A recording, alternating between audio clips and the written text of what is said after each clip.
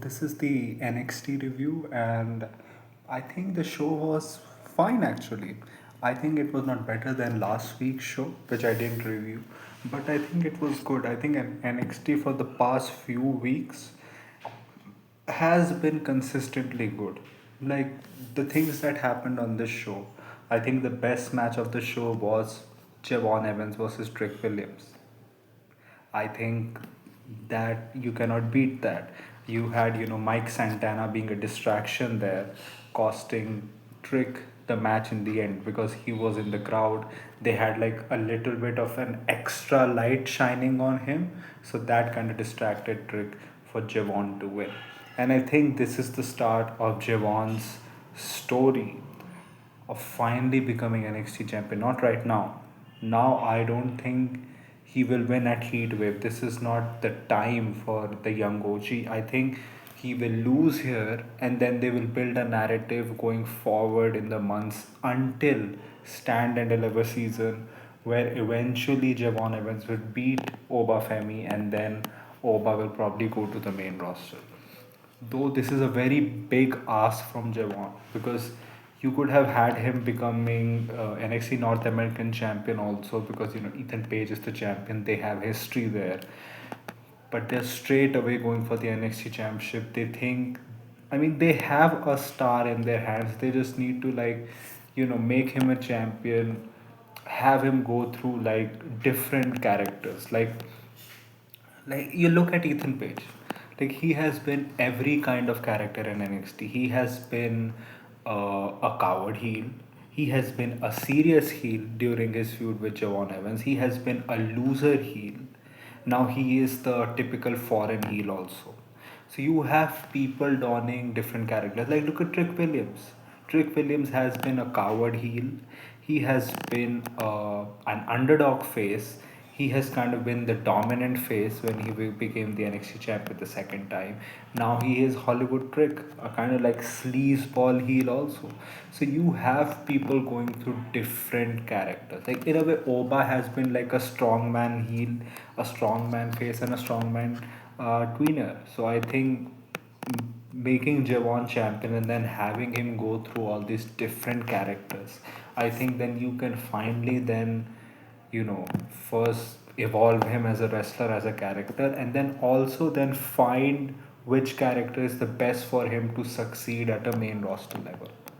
And talking about Ethan Page, like Ethan Page and Chelsea Green are gonna face Tyra May and Tavion Heights at Heatwave in a mixed tag match. I didn't think that this was gonna happen. Like two wrestlers like Chelsea Green and Nia Jax are both involved. Like main roster wrestlers are involved in NXT feuds, and I don't mind it. This was like a peace treaty thing, like them saying hateful Americans and everything.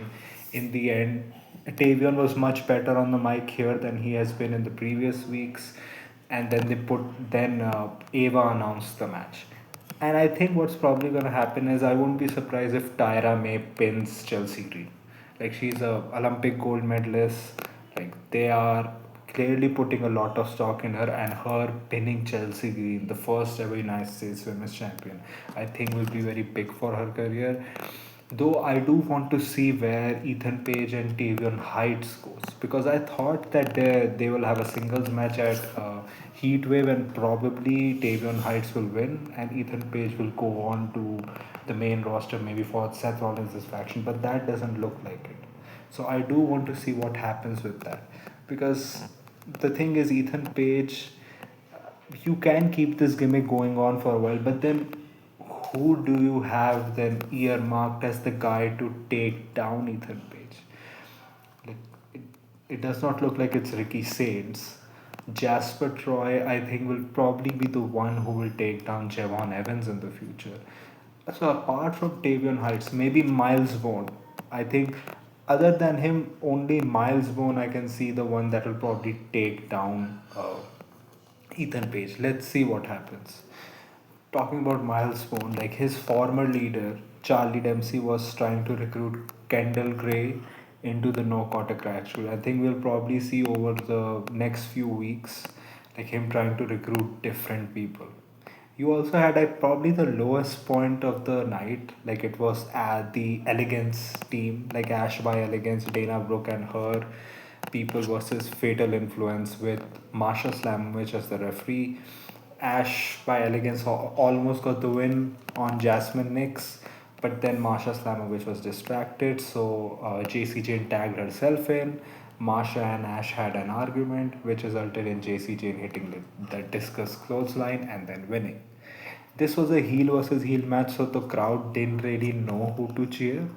And I think this was a fine enough way to like promote their match. We all know JC is probably gonna win by pinning Ash by elegance. Though this was what Dana Brooks' first match in over how many years in WWE, and she looked fine. She looked fine in the ring, and the other people in her team also looked good in the ring. After the match, also Marsha and the Elegance team were like, you know, pushing each other. Apart from that, you had a segment where Jordan Grace was like, I don't want revenge, I just want to show the mirror to her and see what she is and what she has become. Then Blake came out and said that she wrote up the contract and that if Jordan hits her, the match is off. She had security guards, and then Jordan was like, I don't really need to hit you to show what I will do to you at Sunday. Then she beat up the security guards, and then she had a killer line at the last, which I forgot. Which I forgot. But I think they have a good job of building this feud up. I do want to see what happens, because is this a one and done, or this will continue for a little while longer? Because they can continue this for a little while longer, because other than that, what do you do with Jordan Grace? Like, I think Jordan Grace, yes, but what do you do with Blake Monroe?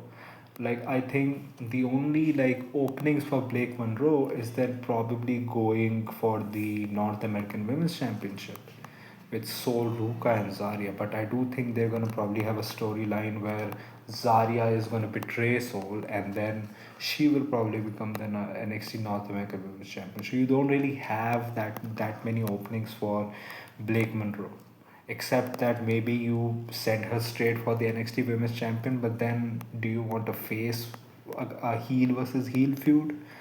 I don't know how that works for that. But then also, like, how long would you have Jordan Grace here?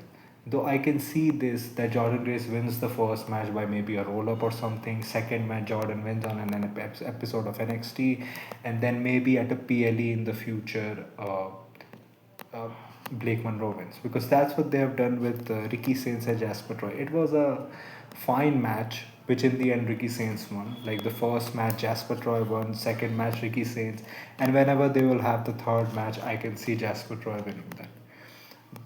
Though the thing is, Jasper Troy, I think, only works well in the ring when there are people like Oba or people who are like big in stature, who I think he can like just throw around, and it looks like it's a very big thing that he's throwing them around. Other than that, he is a little bit slow in the ring. So yeah, he does need more reps.